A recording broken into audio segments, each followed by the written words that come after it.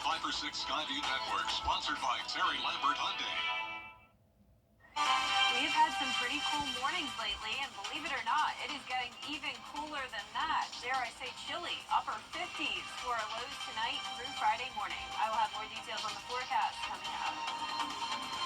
Right now on News Channel 6 at 6, the latest on the credit card dispute in the Augusta mayor's office. How city leaders want to solve the problem as your news at 6 starts now. Live from Television Park, this is WJBF News Channel 6 at 6.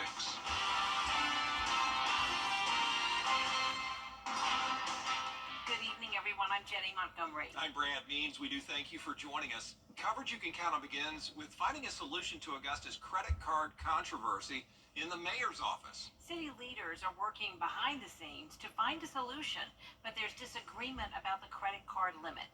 George Escala has the story. Augusta leaders working to create an acceptable new credit card policy for the mayor. I'm big on processes and procedures, and so I think the process just needs to play out, and we need to have a process in place.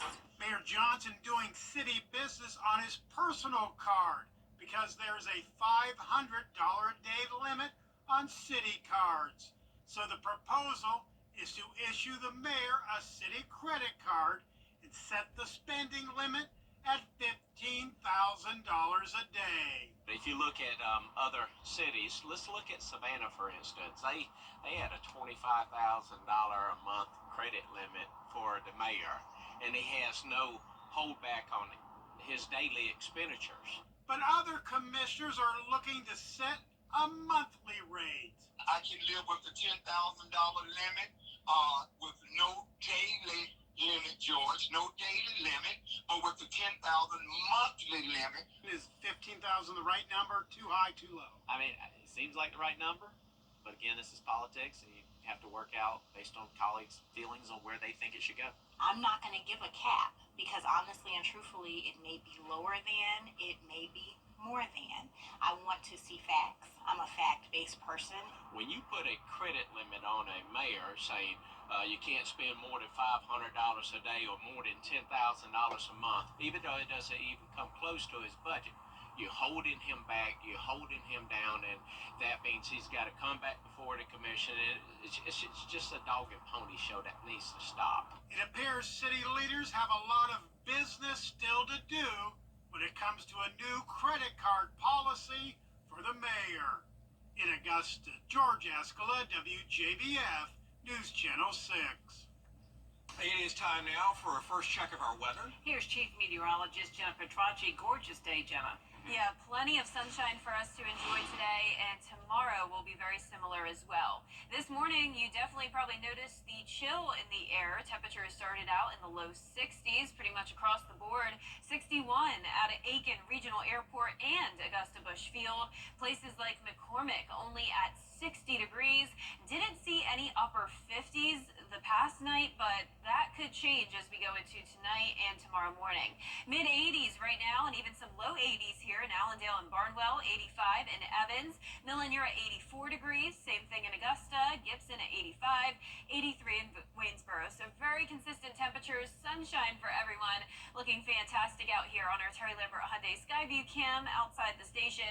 Relative humidity only at 36% in Augusta. So it is a very dry day. You don't have to worry about the humidity.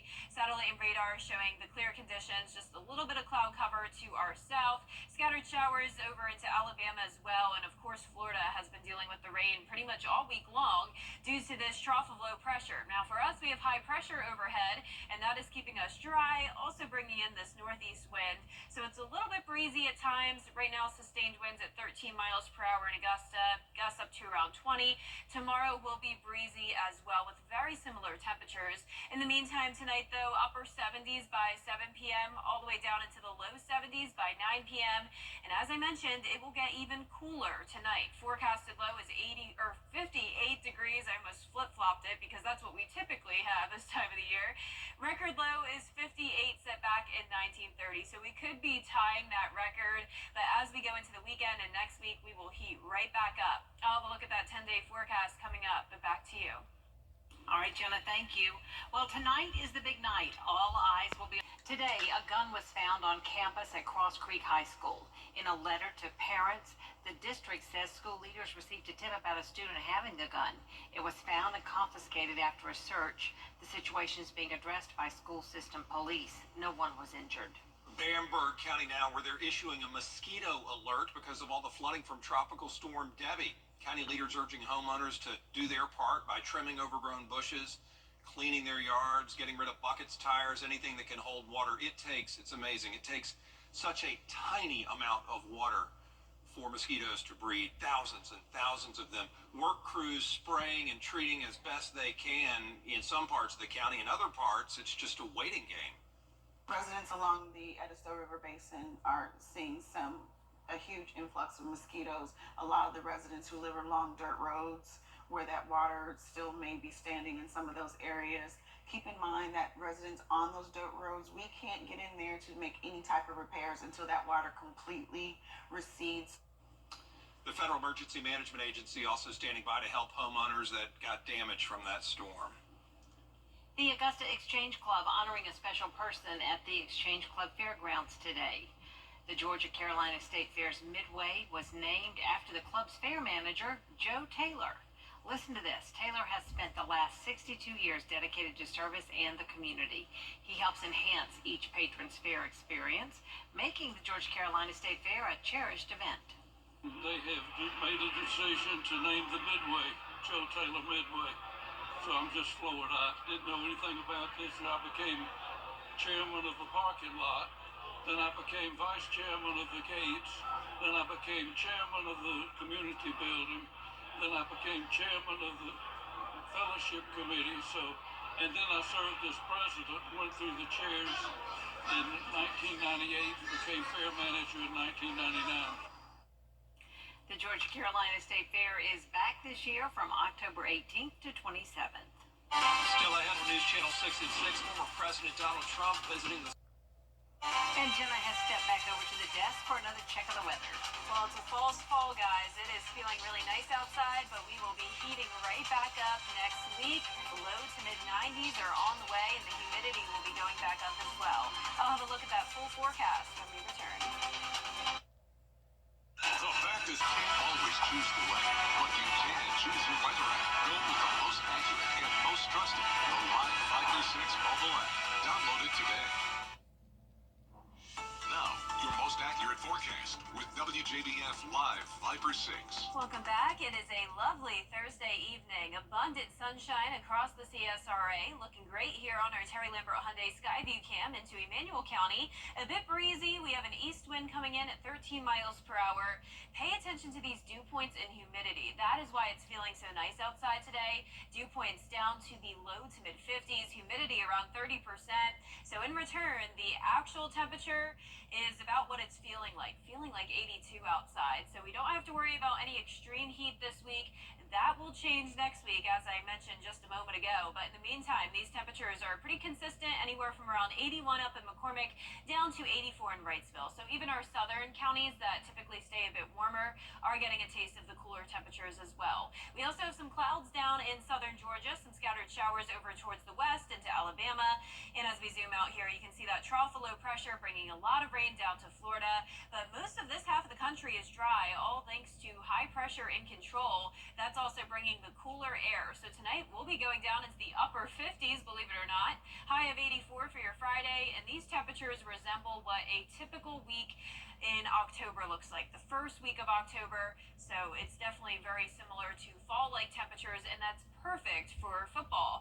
Football forecast for the game tomorrow, North Augusta versus Thompson, looking great. Partly cloudy skies, 78 by kickoff, all the way down to the low 70s by the time we go.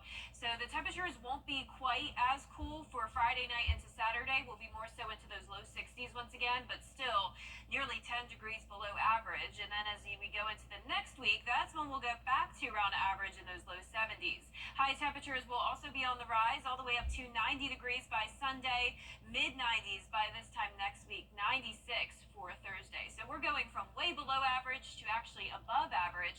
And on top of that, the humidity will be going up as well. So dew points will still be in that comfortable range for Friday, but back up to the mid-60s over the weekend. Not much rain in the forecast, which could start to become an issue. The average rainfall for the month of August is around 4.5 inches, and we're still under the 3-inch mark, and it doesn't look like we'll be adding to that a whole lot.